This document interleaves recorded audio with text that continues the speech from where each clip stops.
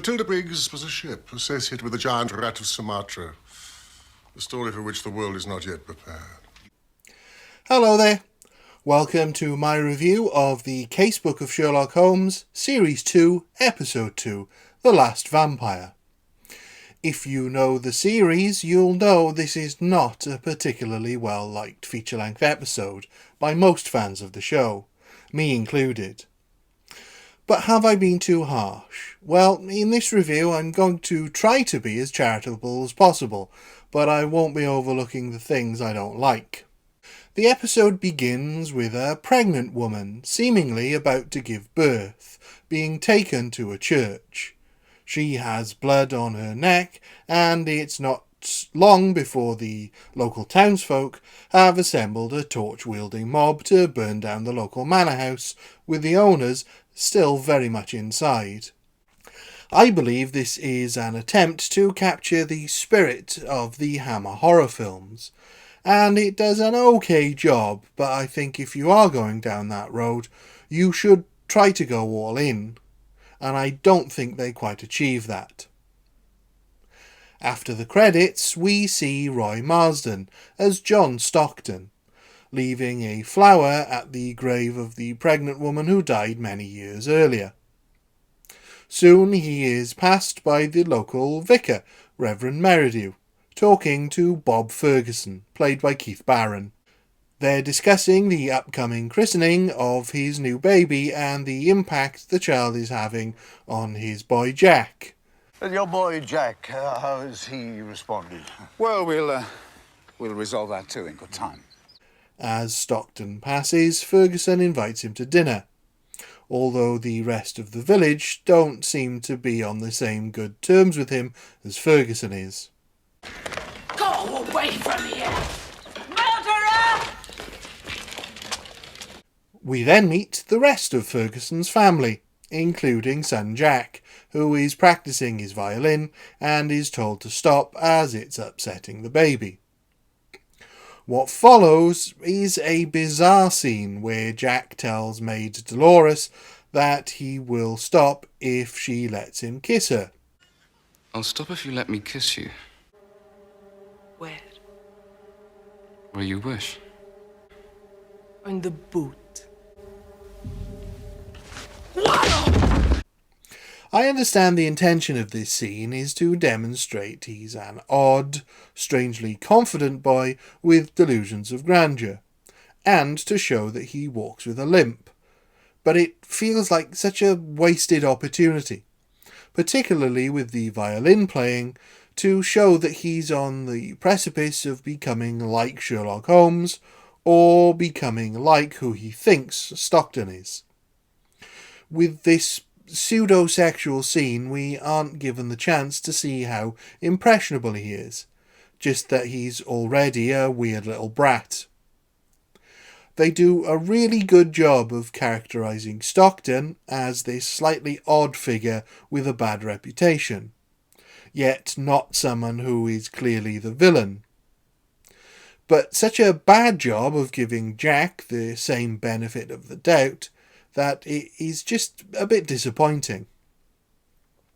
Thankfully, it isn't long before we are in the comfort of Baker Street, until Holmes gives Watson a shock by dressing as a vampire.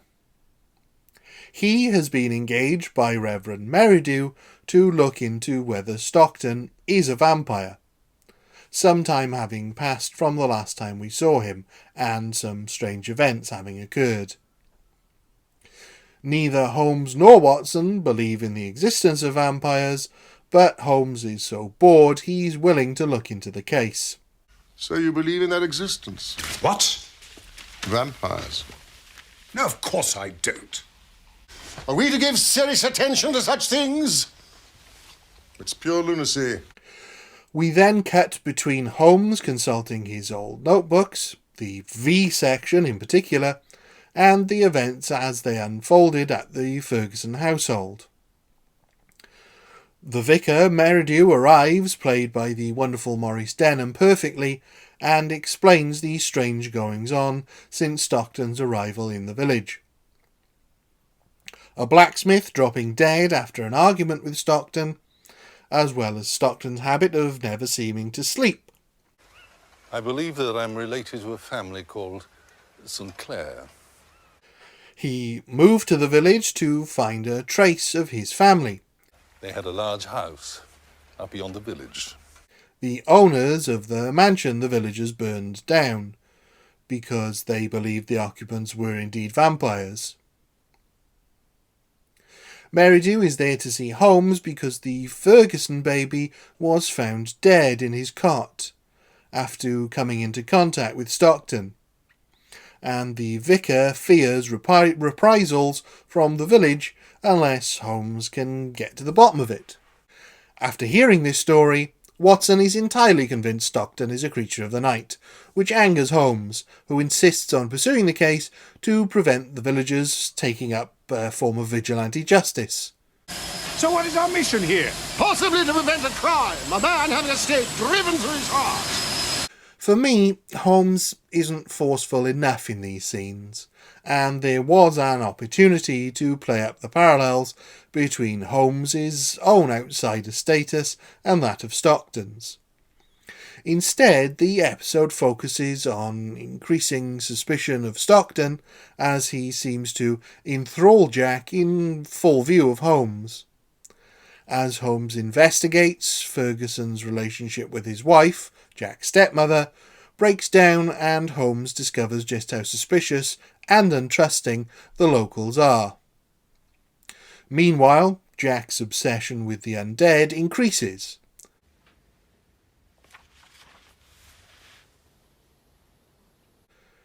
Once again, the location managers have done a spectacular job of finding the perfect place to set the story. The village and the Ferguson's house are idyllic on the outside, while being dark and oppressive on the inside. Not stereotypically creepy, but with a sense of eeriness nonetheless. The investigation continues, and Ferguson recounts to Holmes the dinner he shared with Stockton, where Stockton professes his atheism, which is something of an anathema to Ferguson, but that seemingly enthralled the women at the meal. It certainly has all the trappings of a Hammer film, although the juxtaposition with the Sherlock Holmes story never quite works. Because we know the Holmes stories, especially after all this time with the character and the stories in this show, we know Stockton isn't really a vampire. It's very hard to suspend disbelief and buy into the supernatural this far into a series run, and whenever a show attempts to suggest a supernatural element where previously one didn't exist, it always feels cheap or false. If this was an X-Files, we would be convinced Stockton is a vampire from the first scene. But, as it's normally grounded, 8 men aside, we have the opposite conviction here. It means the midsection, which attempts to reinforce the possibility of him being a vampire, really sags. It picks up when Marsden and Brett are sharing the screen, and we get another hint that Stockton is a mirror of Holmes. I study antiquities, religious cults and customs among the South American Indians. You're familiar with my subject? My travels took me east. Suggesting they are on the same compass, moving in different directions. But not between good and evil, just that Holmes brings help with him on his journey, and Stockton, inadvertently, seems to bring harm. Unfortunately, this is ruined when Stockton seems to have some kind of breakdown, then disappears when Holmes is blinded by a bright light and some kind of ghostly vision. Thankfully, Holmes dismisses this as a trick of the brain and tries to bring wisdom to Ferguson. Perhaps wisdom that we would do well to adhere to ourselves. He's only destructive if we let him be. Or use him as nothing more or less than a depository for our own ills. Holmes says he needs to go to London, but goes back to the decrepit manor of Stockton's ancestors to see what caused his vision. Discovering a broken mirror was the cause of the light, and he sees Jack at the ruins. As time goes on, Ferguson appears to be the one having the breakdown now, as he becomes enraged by his entire family, focusing this rage on Stockton. And as he casts Stockton out of his house, Stockton crashes his trap and is killed in the accident.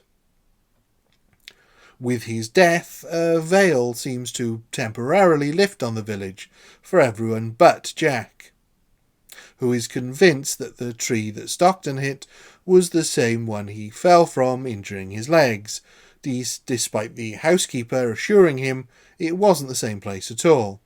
Jack was lying. I asked Ferguson. Jack's tree is in quite another part of the woods. After the funeral, Stockton's cottage is searched by Holmes for any clue as to who he was, while Dolores, the Ferguson's maid, is attacked at the tree that killed Stockton, receiving an apparent bite to her neck. Ferguson notes that their dog has been stricken with a form of paralysis, and Holmes finds this very suggestive, while others in the household think it's the return of the Stockton curse.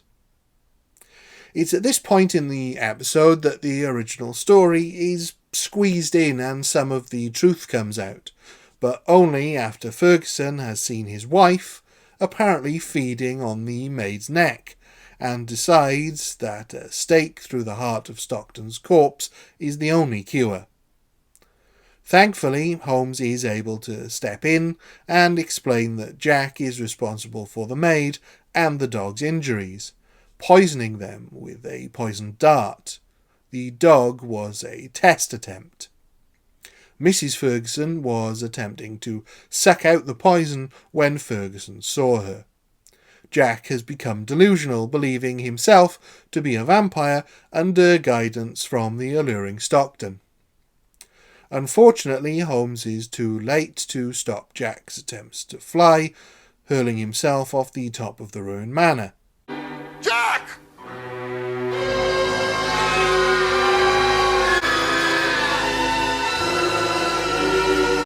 All in all, I still think this is a terrible episode. But having looked at it more closely for this review, I can say it's a terrible episode with a lot of really interesting ideas, none of which are carried through to a satisfying conclusion. In the original story, Bob Ferguson calls Holmes in, convinced his wife is sucking the blood of their newborn baby, having caught her doing so, and she has since locked herself in her room. She has become ill, and upon Holmes's investigation, he discovers Ferguson's son Jack has been poisoning the baby with poisoned darts, and upon discovering this, Mrs. Ferguson had been attempting to suck out the poison. Unable to reveal this herself to her husband for fear of it destroying their relationship, she needed a third party to come to the same conclusion, which Holmes does. It's a simple but compelling story about the jealousy of a child towards a new baby, taken to the extreme. Unfortunately, none of that is on display here, where it's changed and awkwardly inserted into the final act to be the maid that's poisoned and having the baby die very early on in the story. It's never explained why he has taken to poison the maid, other than to be there by her bedside, but his infatuation with her is only ever hinted at. There's the implication that Holmes and Stockton are similar people, but Stockton is somehow cursed to bring misery and mystery, where Holmes brings clarity and resolution. Had that been the focus of the story, it might have made for a better story, but it's not. It's hinted that the misery that follows Stockton is a kind of mass hysteria, where people project all of their own problems in their lives onto Stockton because he is different from them. Had that been the focus, it might have made for a better story. But it's not. It suggested that Stockton is using his intelligence and mystique to seduce some of the women of the village, and this is why he's hated by the locals. Had that been the focus, it might have made for a better story.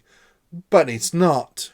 Instead, we get all of these half-realised ideas in an incoherent mess that ends with the death of Ferguson's 2 children and Stockton, destroying the Ferguson family, while the villagers are not forced to confront their superstitious natures at all, and remain as trusting of outsiders as they were when their ancestors burned the manor house in the prologue.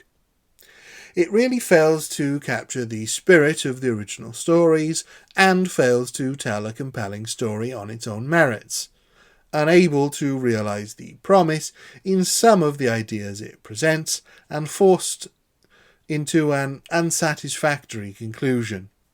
For me, this is a 1 out of 5. Thank you. Goodbye.